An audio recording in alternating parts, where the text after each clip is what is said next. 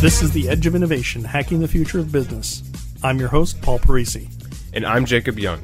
On The Edge of Innovation, we talk about the intersection between technology and business, what's going on in technology, and what's possible for business. Hi, welcome to The Edge of Innovation. I'm Paul Parisi, and today we're listening to part 3 of our discussion with Adriel Desautels from Netragard. All right, so now I recently read about a CVE.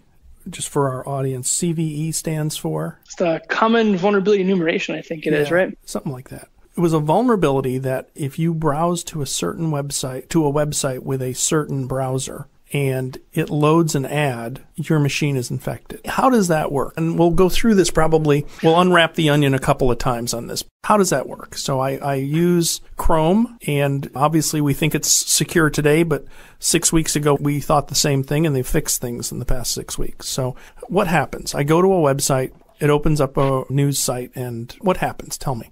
So this goes back into the helper application world. So let's use Flash as an example. Flash is a great example because Flash is always being exploited. In fact, our own company is notorious for having sold a Flash exploit that made the news a while ago. Flash is used a lot for ads or videos or things like that on news websites or other websites, or at least it used to be. Okay. It's a way of almost playing movies, right? Or playing ads and things like that. Well, you can take Flash and you can embed specialized payloads into Flash. And then the Flash players themselves were vulnerable to these payloads. And when they would load the payload would exploit a vulnerability in the player and then give whoever an attacker was or whatever whatever the end thing was full access to your system. So in the case of malware, when the system is exploited, rather than give command and control of your computer system to some third party, the malware would be uploaded into the system and it would do whatever it was going to do. So if it was ransomware,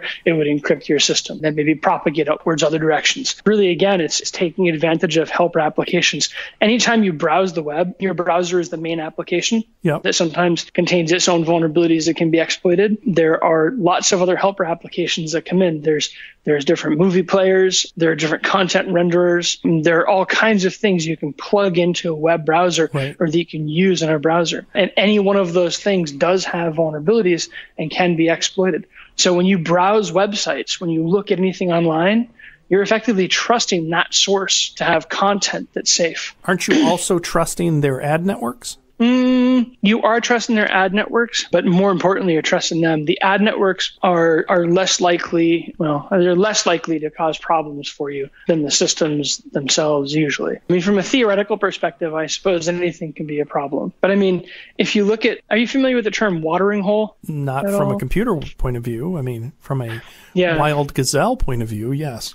Yeah, right, exactly. So right in the safari, you have the watering hole. That's right. The animals go to.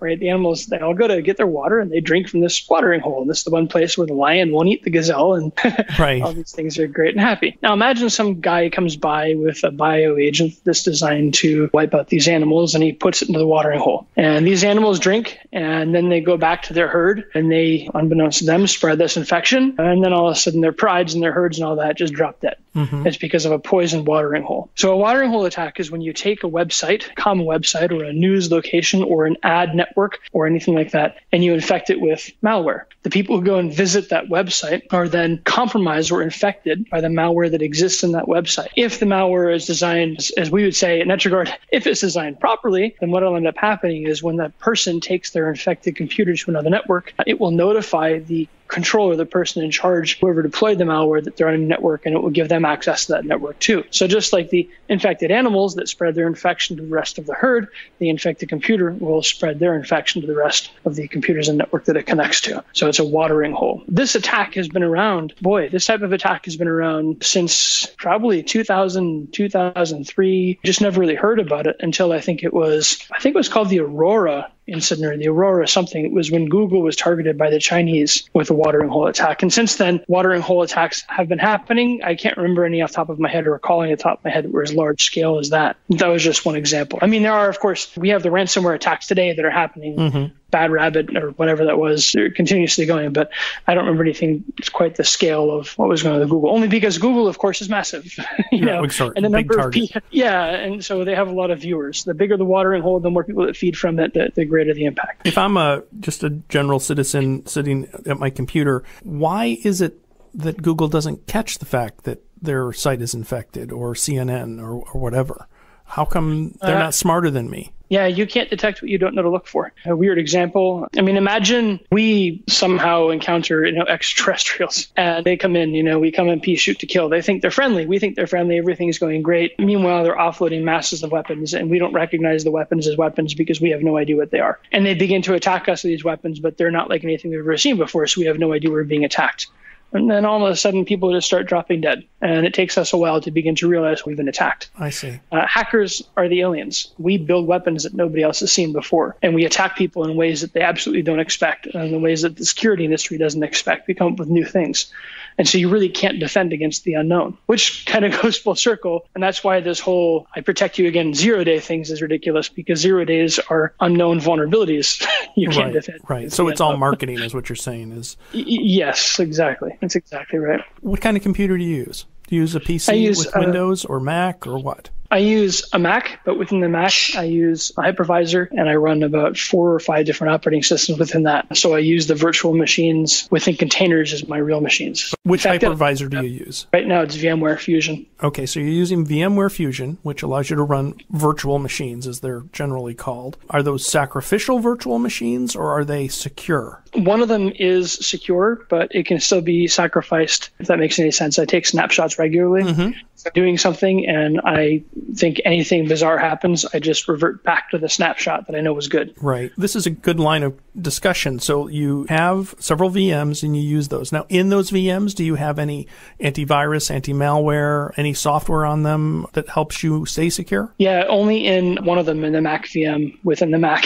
Okay. In my Mac within a Mac, I use BitDefender and hands-off. I use BitDefender because it is proven to be one of the most effective pieces of antivirus software out there. When we do our own 0-day research and exploit development, BitDefender oftentimes will pick up our exploits or our tools, and we'll be able to say, hey, well, okay, we have to adjust this because BitDefender just found it. Others just don't seem to do it quite as well. And then hands-off is sort of like Little Snitch. It's a bit more advanced than Little Snitch. Hands-off allows me to control what files are accessed, what ports are being connected to, what hosts are being connected to. So if I decide that I want to browse to xyz.com, hands-off is going to say, hey, do you want to allow this connection?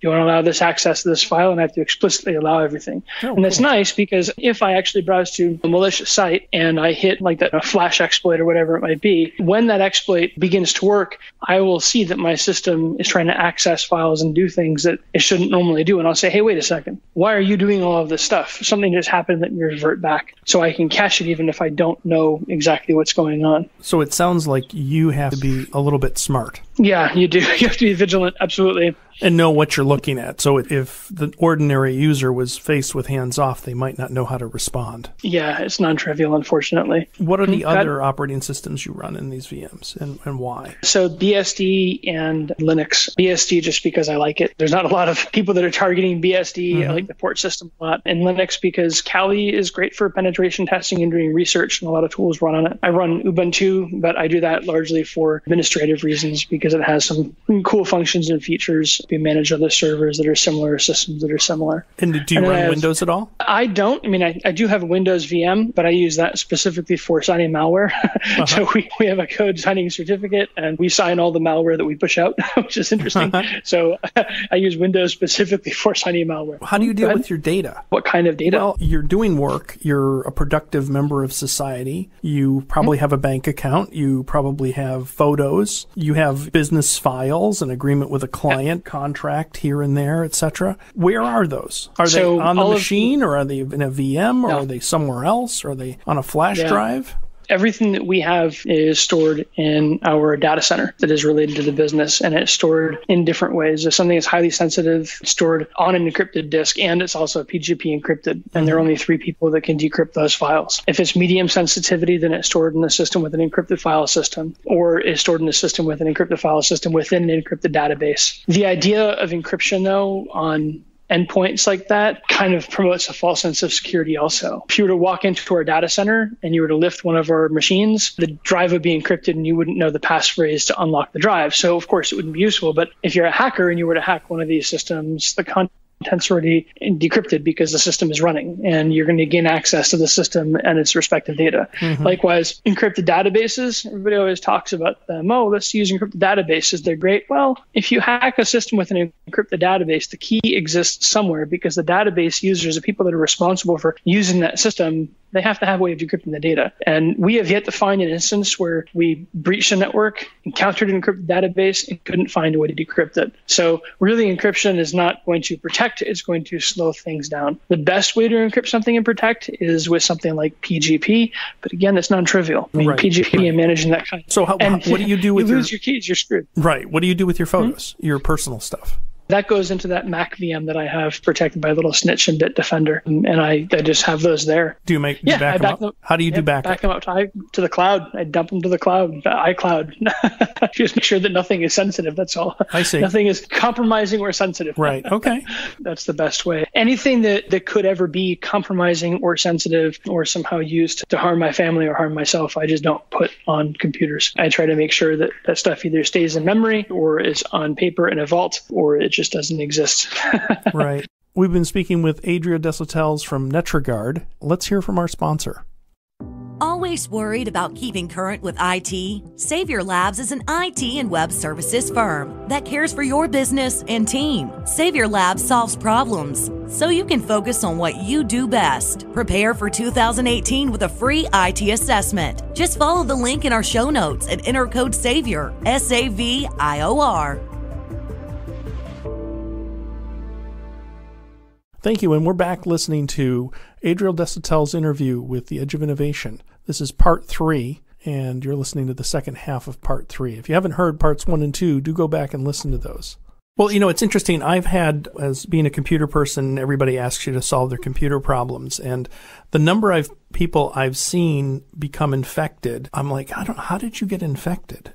And it almost always comes down to they didn't know what they were doing. They didn't realize that doing this was going to do this. There's really no way to give them that level of scrutiny that things that you and I might do, certainly you more than I, would just say, wait a minute, that doesn't seem right. And they don't perceive it. They don't even see it. Right. I just saw a good example of the WPA crack hack, where they got in the middle and basically redirected somebody to a non-SSL site and captured their username and password. Yeah. For me, that really made it plain that, we really shouldn't have any non-SSL sites. And that would have fixed that problem. What is your prognosis? Is computer security getting better, getting worse? It's getting convoluted unnecessarily so, and it's getting complex and more difficult to understand because of the security market. Good security should follow the KISS rule, keep it simple, stupid. The reason why our customers keep coming back to us, for example, is because we keep it simple, stupid. We look at very effective, very efficient solutions. We don't focus on bloatware because of security fatigue, which apparently is a new thing that people are talking about. We focus on effectiveness. The solutions that exist today are really pretty. They have a lot of the pew-pew charts. they look really cool. And maybe they are catching really high volume of attacks. The problem is they're also catching a lot of non-attacks. And so somebody sitting down and staring at a screen with stuff scrolling by all the time is going to get worn out pretty quickly, right? And so the interface to the person, the data that's presenting to the person is ineffective. And so the whole solution becomes ineffective. Your network intrusion prevention systems, from a theoretical perspective, they make a lot of sense. But the part that's not being considered there is the person that has to sit there and churn through all that data every single day. You just can't do it. So the security industry is chock full of solutions, which we don't even call solutions. They're chock full of abstracted technologies like this. And these technologies are continually being marketed and pushed by other businesses. And in the end, if you follow it at all, it has to do with money. Everybody wants to make their money, right? The breaches that are happening today are also beneficial to the security industry because these breaches mean people are going to come and look for more technology, more services, more solutions. In all reality, people don't need to do a lot to be secure. In all reality, people should not be focusing on breach prevention. They should be to a degree, but the real thing they should be looking at is preventing a damaging breach. It's impossible to prevent a breach. Someday, somehow, somebody is going to breach your network. But if you can detect that breach when it happens, before it becomes damaging, you can prevent the damage and you can prevent yourself from ever making the news. That's how you protect networks. And the way that you detect a breach right after it happens is with things like internal honeypots and solutions that can pick up on lateral movement. You mentioned that. And so explain that to me. I'm a small business. I make semiconductors. I got 50 employees. What is an internal honeypot? So we sell these now. It's something that we've started manufacturing and selling and developing, whatever you want to call it, probably about a year ago because of their effectiveness. So what it is, it's a computer system that does absolutely nothing except for sit there and look like other computer systems. You deploy these fake computer systems in different parts of the network depending on how threats are likely to enter your network and move through your network. And they're tempting. So a hacker breaks into an infrastructure and a hacker begins to probe the network. The very act of probing the network when it contacts one of these systems, these honeypots, is going to set off an alarm.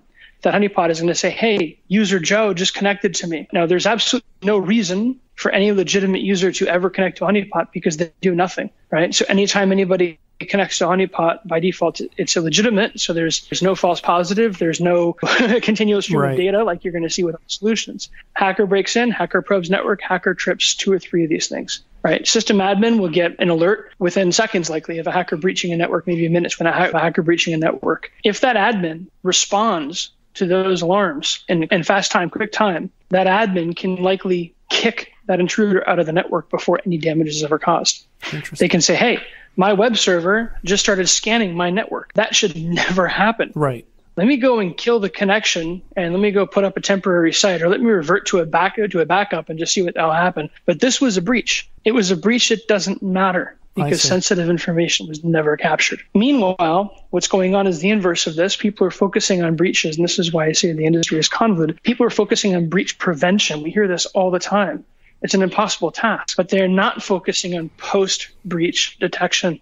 And so what ends up happening is they suffer a breach, and the hacker sits there and says, okay, was that detected? It's almost never detected. I mean, I can't think of the last time that we were detected breaking into a network. The hacker says, okay, were we detected? The answer is no. Great, now let's just spread like wildfire throughout the network because nobody has any post-breach detection capabilities. And it's true. Right, I see. So there's this gap. Mind the gap, right? There's a gap that exists, and that's what we're exploiting. The security industry as a whole is upside down. And the solutions that it's providing are also upside down. Rather than providing you with a solution that says, hey, you're being hacked and it's real, do something about it, they're providing you solutions that say, a million times a day, you might be getting hacked here. Right. So it doesn't work. Okay. So is it getting better? Is it getting worse? I think the threats are evolving. I think some of the technology is evolving. I think software vendors like Microsoft are definitely evolving. They're doing a much better job, and they have a big part to do with good security. I think a lot of the other software vendors, especially the ones who build the applications that are used within Microsoft, need to really catch up and start taking security seriously. But I think that rather than being something that could be a fairly simple type of thing, I think it's become a big convoluted mess. And I think that convoluted mess is making it hard for normal everyday people to be able to really understand where to go and what to do. So, all right, let's take your crystal ball out here. 10 years from now, is it going to be better or worse? Oh, boy, I don't know. If we keep on allowing bureaucrats to dictate the direction of the industry, and if we keep on allowing entrepreneurs that are financially motivated rather than technically motivated to dictate the direction, as long as it's being directed by really policies and money, it's going to continue to get worse. That sounds like it's going to get worse.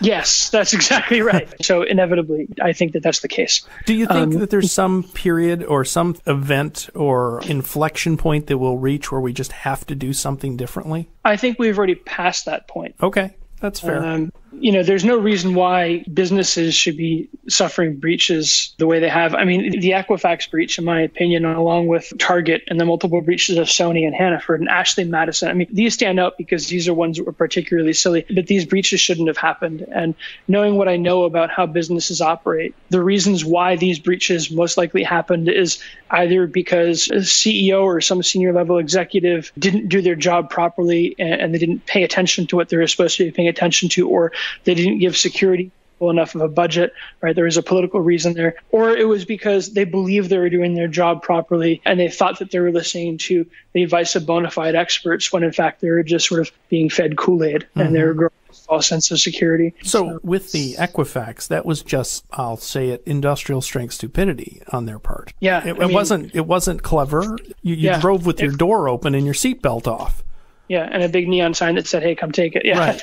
Yeah, that's exactly right. So, I mean, it's almost like manslaughter, if not murder. It's manslaughter. So now, just briefly talk about the whole Equifax thing. A lot of people don't understand what actually happened, and I'm not really concerned about the details of the technical thing, but what the data. So I recently attended a conference where I heard a talk by Frank Abagnale. I don't know if you know who he is. Catch Me If You Can. There was a movie about him. Yeah. And he works for the FBI. When he was arrested, he was in prison, and the FBI came to him and said, "We will, if you work for the rest of your term, your prison term, for us, we'll let you get out of prison." And he did that, and he's been working with them now for 45 years. He made the point, the distinction that is obvious again when I say it, that what hackers are interested in is data that has a long lifetime. Your name. Yes. Your address, your eye color, your social security number. He said, you know, while credit cards are great for people to steal, there's zero liability for users. So he made the example. He said, for my kids, I had them get a credit card when they went off to college. And I said to them, I'll pay it off every month. You know, don't spend, you can spend what you want to spend, but I'm actually going to pay for things through that. And so when they got out of college, they had a great credit rating. And his point was, he says, there's no risk with a credit card. If somebody steals it, they give you a new one. Whereas with your social security number, they don't give you a new one. And Equifax lost 150 million people's social security numbers. Exactly. And it's not just a number. Like I could say 1, 2, 3, 4, 5, 6, 7, 8, 9. That's a social security number of somebody, but that's not the point. The point is that Equifax wrote it down on a piece of paper and said, oh, this is Bob Smith, and he lives at 123 Main Street. And, by the way, he has this car, and he owns this house. I don't see a way to recover from that. You can't. There's no way. And it's not the kind of thing where we're going to begin to see the impact of it until, several years go by. But if you think about the information that Equifax has, how many banks and how many healthcare providers and how many wealth management firms use that exact same information to authenticate you when you forget your password? Right. What was the first car you owned? And, of the 5 addresses, which one have you lived at? That's right. So this information can, and I'd be surprised if it wasn't some point used for some major heists. I mean, you can clean people out with this information if you do it carefully and thoughtfully and spend enough time doing it. And of course, you have social security fraud, and you have all kinds of other things that could be happening in the future. People die, you take their identities. The scale of what this could do is significant. And what is almost laughable and really ridiculous, really, about the whole thing is you look at Europe. Europe doesn't have a credit bureau. Europeans have credit cards. They don't have credit bureaus like Equifax. They don't need this person, this place, this business to maintain all that history. They have different ways of doing things that work. And I know this because my business partner came in from Europe, bought a house here not too long ago with his wife and all that. The whole process, there was no credit. Don't have any credit yet. I can still do all this stuff in Europe. Why do I have to have this thing called credit here? So it's interesting. Given all of this data is out there, and all of these financing companies have to continue to do business, doesn't it almost become their problem now? Because how are they going to, they can't just say, well, we're not going to lend to you because your identity was released on the internet. Well, if they stop lending to everybody, they stop making money. They do, yeah. Honestly, I think that we should follow suit with what most of Europe is doing, is just get rid of these credit agencies. And I think that we should go into a more modernized way of tracking and verifying credit. And from the little that I understand, be off here, but I believe that what happens is if you take out a credit card in Europe and you don't pay off the credit card, there's a way of communicating to other credit card companies without a score, without sensitive information, that, hey, there's this debt that exists. The level of information Equifax has is too much. It's criminal. They have way too much information. It's criminal. Yeah. It seems like. Yeah. They don't, frankly, they don't need that level of information to know that you are a good buyer. And really, they don't need to know that Paul or Adriel or anybody, they don't need to know their name. They just need to know credit card score and some kind of an identifier, right. A unique identifier. That's all they need. Yet because they're using this antiquated system and because they've been collecting information, because they make most of their money by reselling our information without us really being fully aware of it to God knows who, they have that. And they've put us all at risk, and now here they are. So, I think that those companies should just be done away with, and I think that we need to have a more modernized way of doing this. Do you have any suggestions for somebody who is potentially compromised? What should they do? Freeze your credit. Call Equifax, call TransUnion, call Experian, and pay the $15 or whatever it is to freeze your... And Equifax, frankly, should be doing that for free. They shouldn't be charging you to freeze your credit.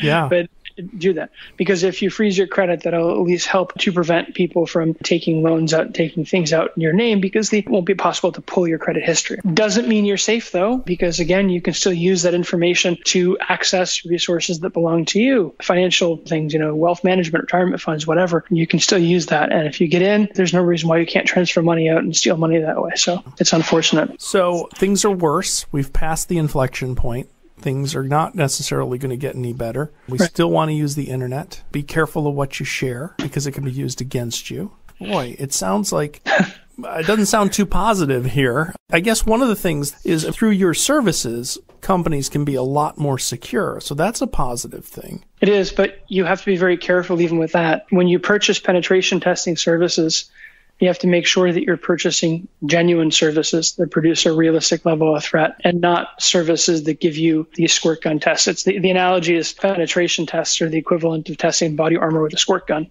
as opposed to, right?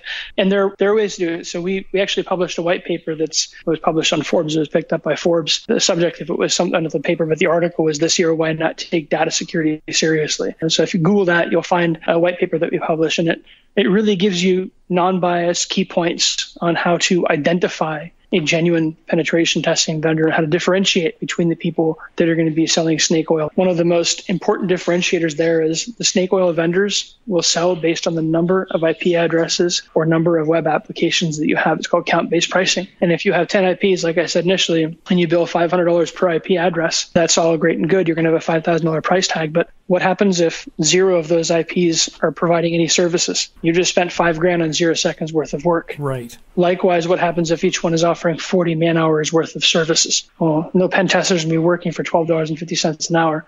So any vendor that uses count-based pricing as a part of their pricing methodology, you can rest assured you're going to be getting that squirt gun test. It's a lot you can do, and it's a lot of stuff you have to cut through to understand before you can get to the good stuff. Is there anything you'd like to cover that we haven't talked about? No, I think this was pretty thorough. There's a lot of stuff.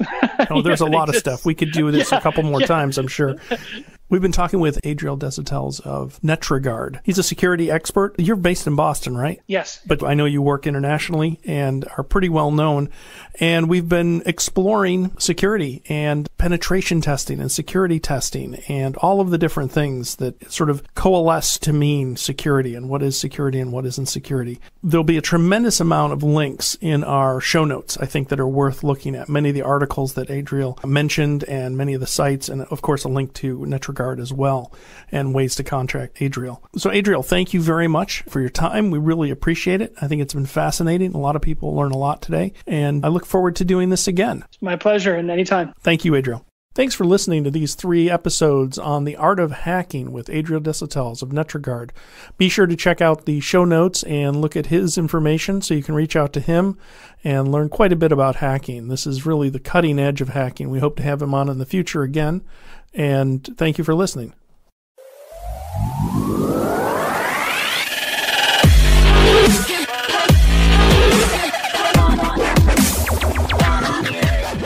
The Edge of Innovation is brought to you in partnership with Savior Labs.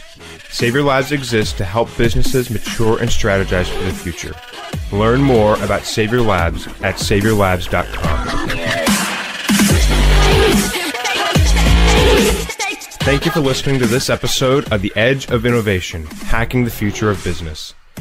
For the show notes and more information about Paul, please visit paulparisi.com. The Edge of Innovation is produced by Jacob Young in conjunction with copious amounts of coffee. Music on today's episode was from bensound.com. Paul can be found on Twitter at pdparisi and on LinkedIn at linkedin.com/pdparisi. This episode, like all our episodes, is transcribed and available at paulparisi.com. Thanks for listening, and we'll see you next week.